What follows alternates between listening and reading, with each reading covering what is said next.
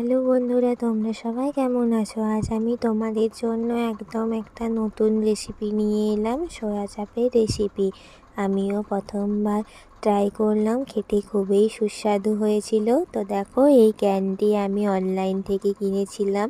দাম পড়েছিল 280 টাকা সামথিং। তো এখানে 10 পিস সয়া চাপ ছিল। তো প্রথমেই ভিতরে স্টিকগুলিকে বার করে নিয়ে আমি পিস পিস করে কেটে নিয়েছিলাম। তারপর স্ক্রিনে লিখে রাখা জিনিসগুলি মিক্সিতে পেস্ট করে নিতে হবে। এরপর সয়া চাপগুলোকে ডিপ ফ্রাই করে ভেজে নিতে হবে।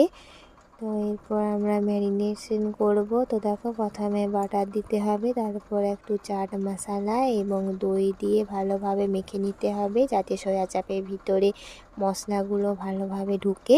তা 30 মিনিটের জন্য রেখে দিতে হবে।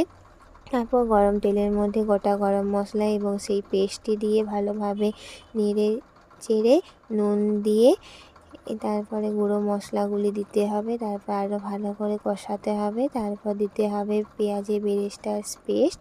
তো আমার যেহেতু কালো হয়ে গিয়েছিল, তাই আমি টেস্টটা ব্যালেন্স করার জন্য দিয়েছিলাম কাজু বাটা।